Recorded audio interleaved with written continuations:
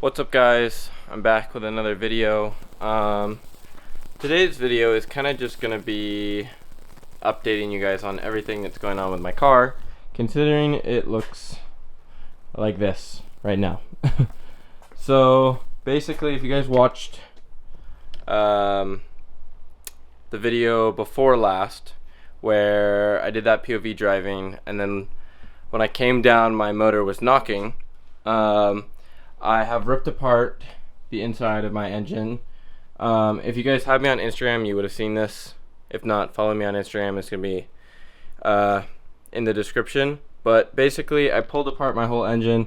Up here, nothing seemed catastrophic. Nothing seemed that bad. But then under here, as you can see, everything is like completely torn apart. But one of the bearings in my engine has become completely loose. I'll insert a video just showing how like bad it was. Can you see it?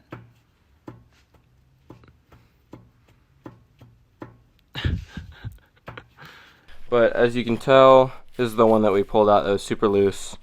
And there's a couple more that are like not as bad as this one, but still to the point of being like not good. So I've decided to pull my engine, which is why it is hoisted up like this, so we could get the oil pan off. Getting the oil pan, holy crap, was that a nightmare. But you can see there's like metal shavings in there and shit. So yeah, this engine was on its way out for some time coming. So right now I'm currently pulling the front subframe completely out because I bought these reinforcement kits a long time ago that I'm going to now put on my front subframe, considering it's like basically out. It's just a couple more bolts.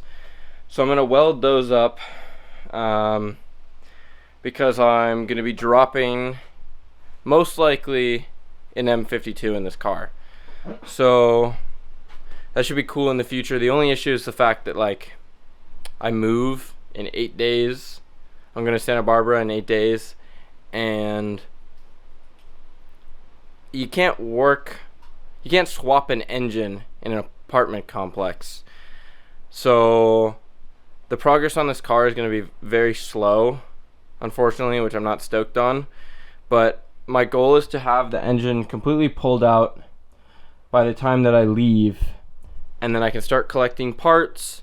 And once I get all the parts, I'll come down for a week and I'll try to get it done. So yeah, I thought I'd just update you guys a little bit on what was happening, and I think I'll get started on getting the subframe completely out.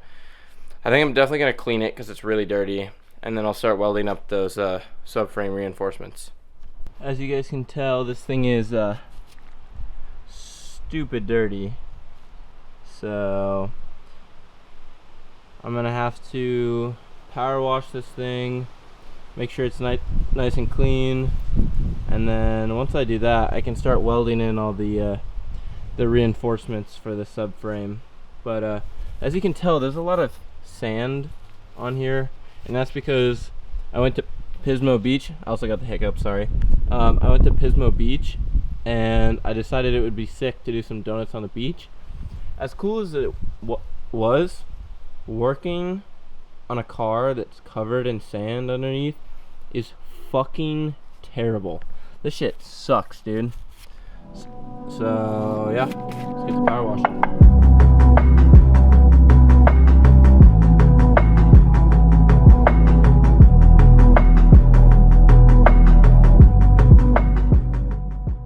So while I was pressure washing, I found out that my subframe is actually already cracked right there. I don't know if you guys can see. Ooh, right there. Right in here, it's already cracked. So good thing I pulled it out, because that crack would have just gotten continually worse. So I'm almost done. As you can tell, it's getting better. It's not 100%, but it's getting better than it was. I'll probably spray it with some degreaser too, just to make sure I get everything I possibly can off this. Okay, now that I got my subframe all cleaned up, the next thing I'm going to do is weld in these reinforcements. First off, we've got this sway bar reinforcement. It's going to go in right there. If you guys don't know E30s, this sway bar tab breaks like all the time. So if you don't reinforce this, that's eventually going to break on you. Then the next thing, if I switch this over, is we've got this piece right here. It's going to tuck in like that. And then we've got this like gusset, just going to go right in there.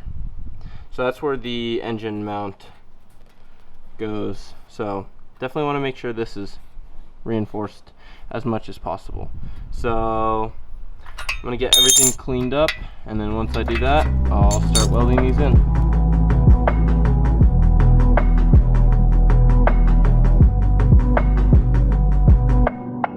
Okay, so I got this first one all welded up. It looks pretty solid. I mean, of course I could do a little bit better. I'm not a welder, so I'm not a professional, but definitely gonna hold it enough.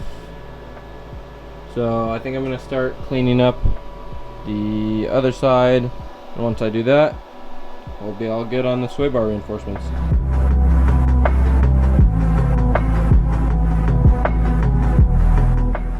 Okay, I just finished this side. Looking pretty decent. I will definitely hold, so we're good on that. So the next thing is just gotta get this part cleaned up for my engine mount reinforcements, and then after that I'm gonna paint it and I'll be done with this part. Okay, so I've made the executive decision to put the reinforcement on the top, because getting in there and basically grinding that down is going to be an absolute nightmare. So I'm just going to put it on top.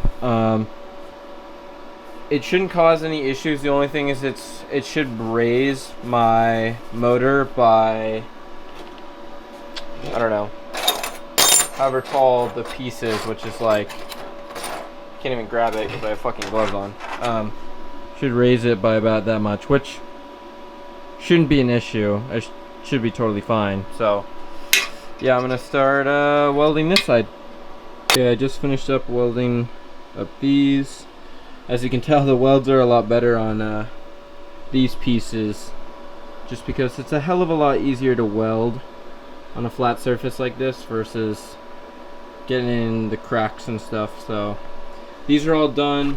I'm gonna try to figure out if there's a way I can get these gussets in, just because sanding the inside where these gussets are going to go in is going to be a pain in the ass. That's why I didn't put these on the inside.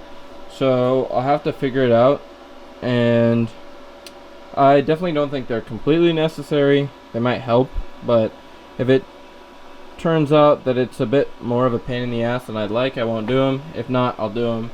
So yeah, I will update you guys when that happens. Okay, so I was able to get this gusset in, and all I did was lay one really long fat bead along here, and then one right there, and that should hold up just fine. So I think I'm going to do the other side, and once I do that, this subframe is fully reinforced.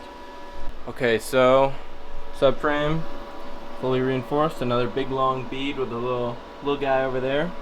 So the last step, so I'm going to hit it with some just black paint, make it look nice and clean, and then I can start putting this back into the car, which then once I get everything bolted up when it comes to the front subframe, I have to turn the car around, unfortunately, and then after that I can start pulling the motor, which I think is going to be a next video.